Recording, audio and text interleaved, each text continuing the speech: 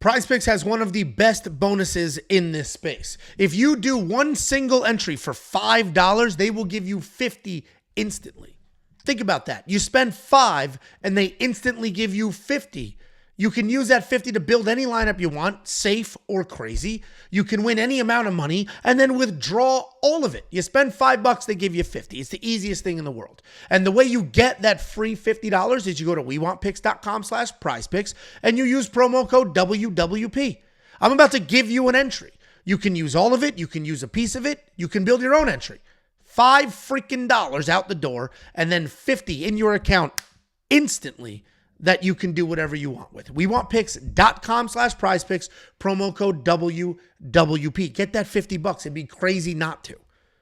We're going to focus on UFC Edmonton here. So I'm going to build out a UFC Edmonton entry. It's a very safe entry. It's a very straightforward entry. I'm very confident in it. It only has 2 legs. If you want to expand on it, you want to make it bigger and better and badder, all you need to do is add your own legs or explore some other sports. While we focus on UFC, PrizePicks is every single sport, everything from tennis to video games. Baseball just wrapped up because the Yankees sucked. But we still have football. We still have college football. All the other sports, they come and go, and they will always be here in PrizePicks. You can mix and match sports, do whatever you want to do. WeWantPicks.com/PrizePicks, promo code WWP. Let's go ahead and focus on UFC Edmonton. I love PrizePicks, okay? I also hate PrizePicks. My issue with PrizePicks, so I love them for the flexibility, the high payouts, and just the ease of use and building some winning lineups to make some money.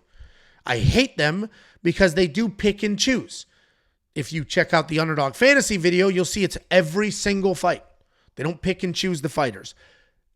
PrizePicks does pick and choose, so it makes it a little trickier. But if we take a look at the significant strike lines, there's nothing I really love. I was hoping Rose would be here because I like the higher on her with other products. If we look at Jamey-Lyn Horth, 49.5, we're going to leave that alone. She's got some real power. Ivana Petrovic can work in some takedowns. Too many variables. Cody Gibson versus Chad, same thing. Cody Gibson could just turn into a Nurmagomedov, not really let his hands go. Siri Saidi, this could be a drag him out war, or he can knock out Garrett Armfield, or frankly, Garrett Armfield can knock out him. Siri Saidi was dropped in his last fight almost instantly. Never touched significant strikes in a heavyweight fight. Like, there's just too much going on here. The one that I do like, though, is the less on Yousef Zalal at 50.5. Yousef Zalal was in the UFC for a couple of years. Had some really tough matchups. He fought Ilia Topuria to a decision.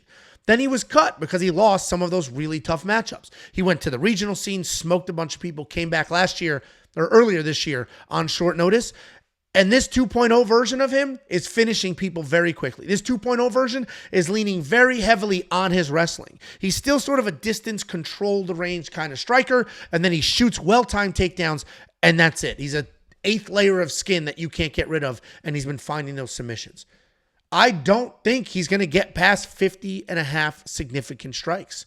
That's a high number no matter what, especially for somebody like Youssef, who's not a high-volume striker.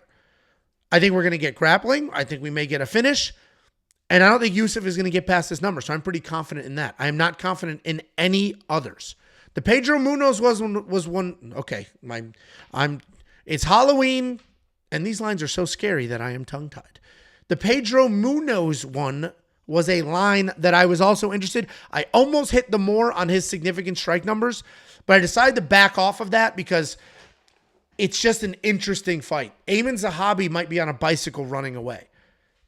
And while Pedro Munoz has high volume output, for the most part, he doesn't always get to this number. He is a little older. He is starting to slow down. So that was one that I seriously considered but ended up pulling off of. If we go to fight time minutes, we don't have a lot of options to choose from. I don't touch fight minutes in heavyweight fights. Marc-Andre Barrault, 13.5 fight minutes. This should be 8. Dustin Stoltzfus gets finished. Marc-Andre was just finished. There's too many things going on here to trust that number. Janata Denise versus Derek Lewis. You don't know what to do with a Derek Lewis fight. You have no idea what to do. It might be a staring contest. It might be a one-punch knockout instantly on either side. And then we have another heavyweight. I mean, you just can't trust these numbers. Fantasy score, what I like to do with fantasy score, find a heavily juiced favorite that I don't think wins, or the opposite. a favorite that I don't think they're giving enough credit to. Yousef Zalal is a perfect example for that. I trust his significant strike line more, but this account here, this 84.5 fantasy score, this is essentially saying Yousef Zalal is going to win a decision. I think he could win by finish, which would blow past this number. I do trust the significant strike number a little better, so we'll leave that instead. Jasmine Jasudavicius, her fantasy score, I have another line that we're going to use with her. So again, I don't love any of these. If you are squarely on the Derek Lewis side of the house, well then do the less on Janana Denise fantasy score. I do think Erin Blanchfield loses. I think Rose Namajunas wins this fight, so the less there would make a lot of sense, but I'm going to leave that alone. It's 5 rounds. A lot of things could happen. Let's just go to takedowns and let's just hammer the Jasmine Jasudavicius more than 2.5 takedowns. Jasmine is a nasty wrestler. She wrestled long before her UFC career. Jasmine Jasudavicius is also a come forward, stay in your face, grind to win kind of fighter. And what that tells me is we're going to get 3 rounds here, and I think we get at least 1 takedown per round. And because of that, the 2.5 line is perfect. If it was a 3 line, it's like, 2.5 is perfect. I think we get at least 1 takedown per round, if not more, so I think she gets past it. This week is an interesting week with PrizePicks. They have their numbers dialed in. We don't have a lot of options, so I'm going with a very safe 2-leg entry. And I've already got it built, but we'll go ahead and take a look here. We got Yousef Zalal, less than 50.5 significant strikes. Jasmine Jasudavicius, more than 2.5 significant strikes. And then here is that entry. Guys, if you love the entry, great. If you hate the entry, that's fine too. Get the $50.